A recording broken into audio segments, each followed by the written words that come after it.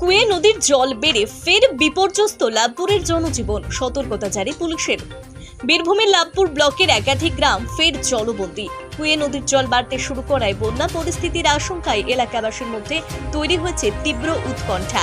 ইতিমধ্যে বাগসিনা থেকে কিন্নাহার যাওয়ার গুরুত্বপূর্ণ সড়ক জলের তলায় চলে গিয়েছে। কান্দরকুলো গ্রামের কজওয়েতেও উঠে এসেছে নদীর জল।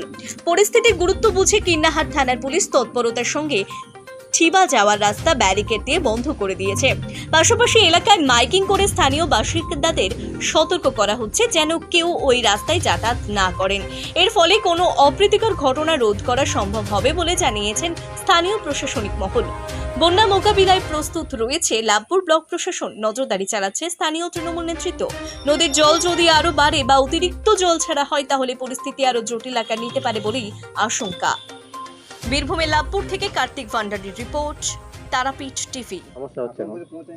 সমস্যা বলতে আপনার অতিবৃষ্টির কারণে জল বাড়ার কারণে দিয়ে পারাপারের অসুবিধা হচ্ছে এবং আমাদের যে চাষের ক্ষেত, সেই চাষের ক্ষেতগুলো নষ্ট হয়ে গেল এবং বীজ যে চাষিরা পেরেছিল সেই বীজগুলো নষ্ট হয়ে গেল এবং এই চাষের খেসারত যদি মানুষরা পায় একটু ভালো হয়, বা এরপরে যদি জল ছাড়ে তাহলে চাষের জন্য আরও ক্ষতি হবে, মানুষজন চাষ করতে পারবে না এবং তার জন্য আমাদের খাওয়া দাওয়া একটু সমস্যায় পড়ে যাবে এবং এরপরে যদি জল হয় তাহলে আরও সমস্যা হবে। এবং এখানে প্রশাসন যারা আছে তারা এসে খোঁজ নিয়ে যাচ্ছে এবং রীতিমধ্যে এখানে ব্যারিকেড দেওয়া হচ্ছে, কেউ নামতে দেওয়া হচ্ছে না। আর এখানে সবসময় তো আছে সিভিক ভাইরা, এরা সবসময়ের জন্য ডিউটি পালন করছে। এইটুকুই। জল বাড়লে অসুবিধা হতে পারে? হ্যাঁ, জল বাড়লে অসুবিধা হবেই। নাম? আমার নাম সূর্য বাগদি। ঠিবা অঞ্চলে প্রতি বছরই বন্যা পরিস্থিতি তৈরি হয় এবং ফের জল বেড়েছে। এখন কি পরিস্থিতি বর্তমানে? এখন আপনার কালকের থেকে অনেকটাই জল বেড়েছে, 1 কোমর করে রাস্তা ডুবে গেছে। টোটালটাই কান্দরকুলো থেকে কিন্নাহার যাওয়ার যে রাস্তাটা, সেই রাস্তাটা পারাপার বন্ধ হয়ে গেছে। আমাদের কিন্নার প্রশাসন টোটালটাই ব্যারিকেড দিয়ে বা প্রশাসন দিয়ে এটাকে রাস্তাটাকে বন্ধ করেছে। কোনো মানুষ সেদিকে পারাপার হচ্ছে না বা কোনো বাইক ফাইকও কিছু পারাপার হচ্ছে না। আর লোকাল ওসি, আমাদের কিন্নার ওসিকে ধন্যবাদ জানাই যে উনি উদ্যোগ নিয়ে এইসব কাজগুলো করেছেন।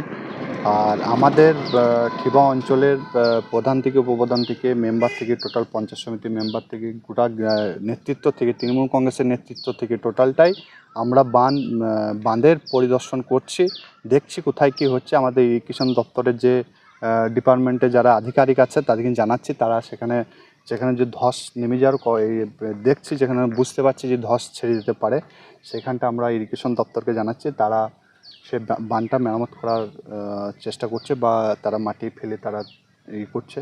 আর আমরা অবশ্যই যদি কাল থেকে আবার যদি বৃষ্টি হয়, আকাশ বৃষ্টি হোক বা জল ছাড়ে, তাহলে কিন্তু আমাদের প্রচণ্ডভাবে চাপ হয়ে যাবে। কান্দরকুলা, খাঁপুর, হরিপুর, জয়চন্দ্রপুর, চতুর্ভুজপুর, ঠিবা এসব গ্রামগুলো কিন্তু বাঁচানোর বাঁধগুলো ধস কিন্তু ছাড়বেই।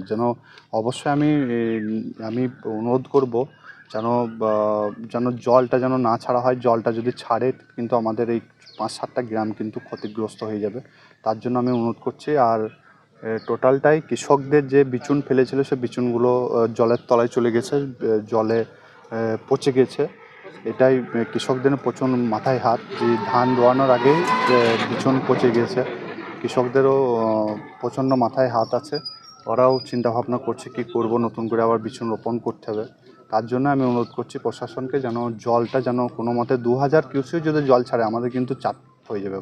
এবার কিন্তু প্রশাসনের তরফ থেকে বিডিও সাহেব বারবার ফোন করছেন বা উনি দেখতে আসছেন, ভোরবেলায় উনি চলে আসছেন দেখতে, বা আমাদের প্রশাসন থেকে টোটাল আমাদের বিডিও সাহেবের আধিকারিকের গাড়ি এসে দেখে যাচ্ছে, বা আমাদের কিন্নার থানার ওসি দেখে যাচ্ছেন, আমাদের বিধায়ক সাহেব রানাদা বারবার ফোন করে খোঁজ খবর নিচ্ছেন, আমাদের ব্লক নেত্রীরাও খোঁজ খবর নিচ্ছেন কি পরিস্থিতি হয়ে আছে এলাকার মানুষের। আমরা সবসময় মানুষের সঙ্গে আছি। আমরাও প্রশাসন থেকে আমরা ঝেঁপে পড়েছি যেন কোনো জায়গায় ধস না নামে। যেখানেই ধস নামবে সে ধস নামার আগে আমরা সেখানে যেন মেরামত করতে পারি, যেন কোনো গ্রামে যেন অঘটন যেন না ঘটে, সে ব্যবস্থাটা আমরা করছি। আমরা ইরিগেশন দপ্তরের সঙ্গে আমরা একসঙ্গে দাঁড়িয়ে থেকে আমাদের গ্রামবাসী থেকে আমাদের নেতৃত্ব থেকে আমরা কাজ করছি।